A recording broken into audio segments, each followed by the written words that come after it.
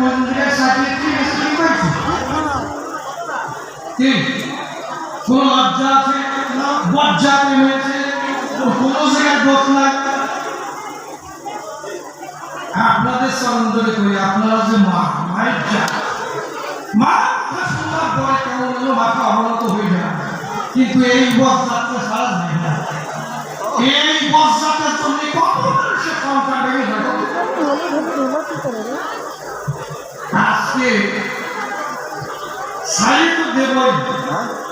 ও সেরাদ্দ না করে সারব কি কথাটা কি করবো যাক আপনারা একটু ধৈর্য ধরে বসেন আমি জানি আপনারা অধিক আগ্রহে বসে আছেন আমার কখন অসংখ্য আসবেন আমি সেই ব্যবস্থাটাই করি ধর